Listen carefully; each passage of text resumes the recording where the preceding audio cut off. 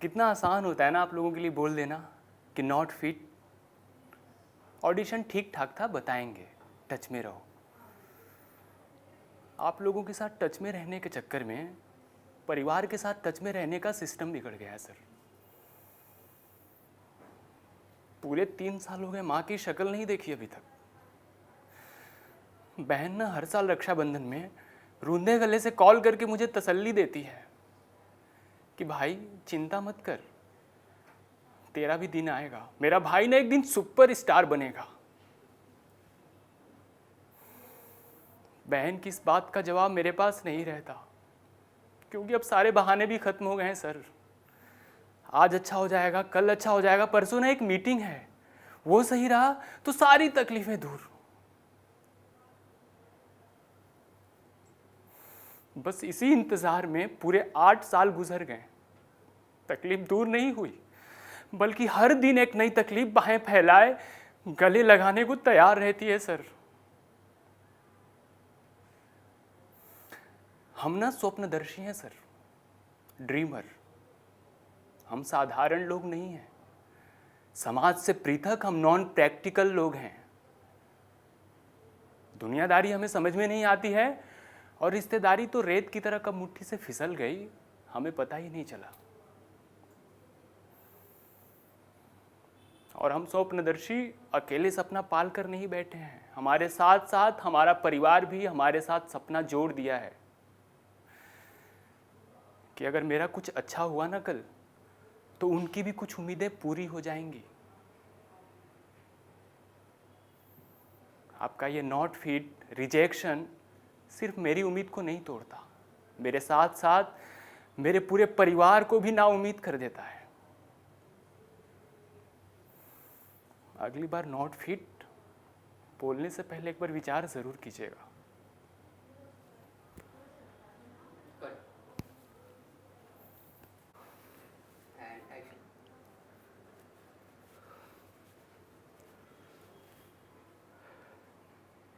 You left. No explanation, no reason. Just a simple text. Take care.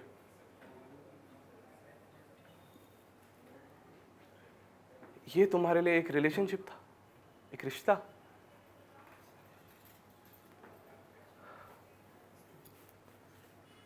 And somehow I was the one who was reading it again and again and again, like these were the last words of my life.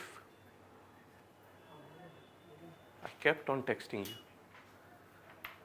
Jokes, songs, even those dumb memes you would have hated. Only for a reply.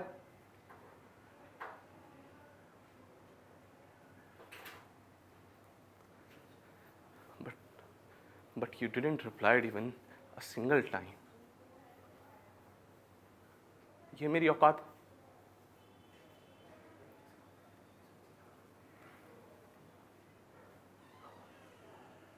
Aditi, what kind of love dies without a sound? No fight, no closure,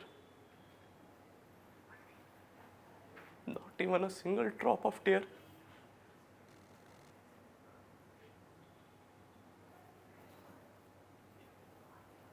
Only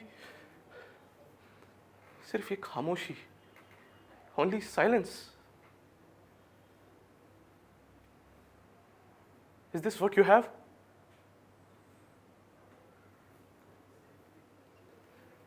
Aditi,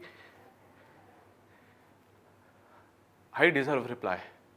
Yes, I deserve it. Even if it is a single word, done.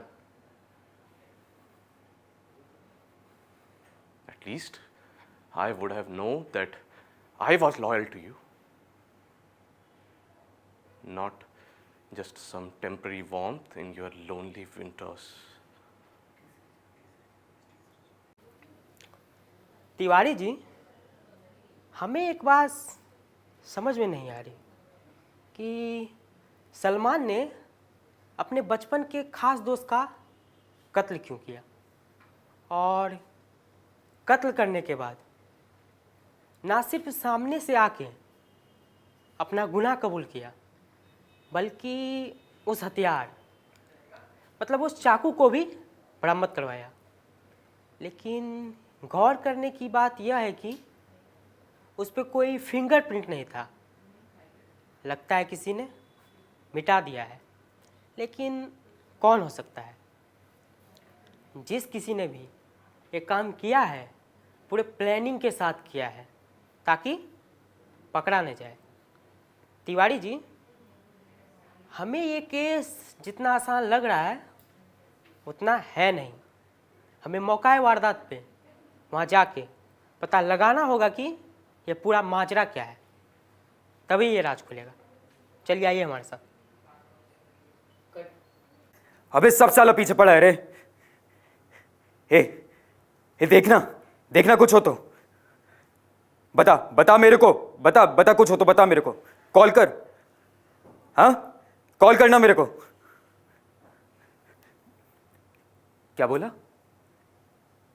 मेरी वजह से हो रहा है ये? हाँ, मेरी वजह से हो रहा है? साले तेरे से बोला था ना मैं कि लाला के पीछे मत जा, तब भी तू गया। बोला था तेरे से मैं कि लाला के पीछे मत जा, उसके काम में मत घुस, तब भी तू गया। अब पड़ा है लाला और पुलिस दोनों हमारे पीछे। मेरे से बोलता है मेरी वजह से हुआ। साले तूने जो बोला मैं किया ना, तेरे साथ हमेशा खड़ा रहा मैं, और तू साला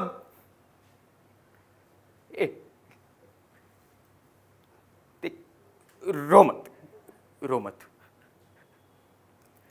मैं हूं ना, हम भाई हैं साथ में, कर लेंगे कुछ।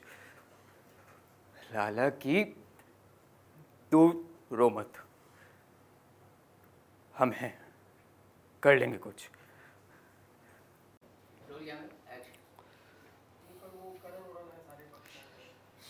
नेहा कितनी प्यारी लड़की है, लेकिन ये संजू पागल है, गधा है। वैसे गलती उसकी भी नहीं है, ये तो पापा जी ने बिगाड़ के रखा है उसको। चलता वलता नहीं हूँ मैं अपने भाई से, जान है वो मेरी। जब वो पैदा हुआ था ना, तो मैं सिर्फ 4 साल का था, फिर भी मम्मी बताती हैं कि गोद में लिए घूमता था उसको। गली में क्रिकेट खेलना तक छोड़ दिया था मैंने अपने भाई के पास समय बिताने के लिए। लड़ाई झगड़े तो कभी पसंद ही नहीं थे, लेकिन अगर संजू को कोई कुछ कह देता तो सर फोड़ देता था उसका। इसलिए दुख होता है जब अपने भाई को ऐसे बिगड़ते हुए देखता हूँ। तो कभी कभी तो मन करता है कि ये घर छोड़ के चला जाऊँ, और चला भी गया होता, ये शहर भी बदल चुका होता, अगर मम्मी जी ने कसम नहीं दिलाई होती तो।